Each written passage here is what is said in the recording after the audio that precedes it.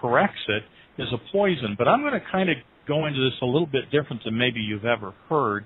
Now, some of that information that you've already heard, you probably know, is the fact that, some of this kind of chemical you can find in Windex for cleaning the windows, and Simply Green or Simple Green that cleans a general purpose cleaner. So we've been exposed to this kind of stuff, but not at the levels and not in the area of our body. That's why you're told, do this in a well-ventilated area and so forth. Yeah, we've been exposed to it, but not in the quantities that's going on.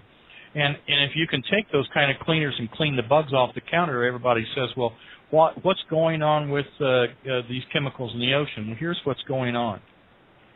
In the training that I've had, which was European biological medicine, we have this understanding that's outside the existing medical model that microbes can morph. They can change. And, when I first heard this, I didn't believe it either, because here I am sitting there with a well-known research and practitioner, medical director of a hospital in Switzerland, telling me that viruses turn into bacteria and bacteria turn into fungus and so forth, or fungi.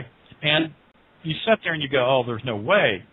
Well, there was this fellow by the name of Dr. Enderlin who researched that for 40 years and has 6,000 volumes of information in Germany that proves that is the case. And what's going on in the Gulf is we have bacteria, and it can morph for three reasons. It can morph because it's attacked by a virus. Say a bacteria can get infiltrated by a virus. The virus can change the genetics of the bacteria so that it morphs into something very deadly. Another way that it can change is through chemicals. Chemicals can then get inside the bacteria and genetically change it through chemistry. And that's exactly what's going on right now with Corexit. It's chemically changing the bacteria in the Gulf, and we really don't know what we're going to come up with, except that we know that they can survive change, and some of them are going to become very, very deadly. I mean, I'm talking about Ebola deadly.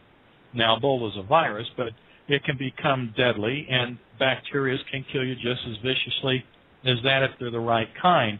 Now, when you've got a morphed bacteria that gets airborne on top of it, now we're going to start seeing it go from person to person. So we're virtually on the verge of something that could end up becoming a deadly pandemic.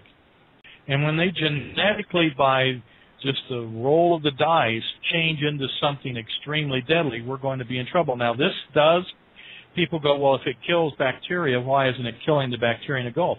Well, it does kill the bacteria in the Gulf.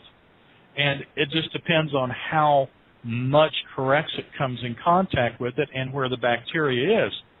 Now, the bacteria that's the most deadly is the kind, and sometimes even the viruses, that don't need any oxygen, are on the bottom. They're right smack on the bottom of the floor of the Gulf. And they'll have the thickest cell wall membranes to be able to survive the pressure, as well as the fact that they can't get as penetrated by as much Corexit. So instead of killing the microbe, it will morph it. If those get loose and they're deadly, we're in for a lot of trouble. We only think we've got trouble. It could erupt into something horrible, and they could have already known that was the case. They had to know. All we have to do is have it enter the human host, and it could be a variety that could be transmitted just like a flu virus, or it could be a mutated virus. I mean, I picked out bacteria because it's the most likely, but viruses can mutate because of this too. And yeah, once it gets started, it's going to be near to impossible to stop.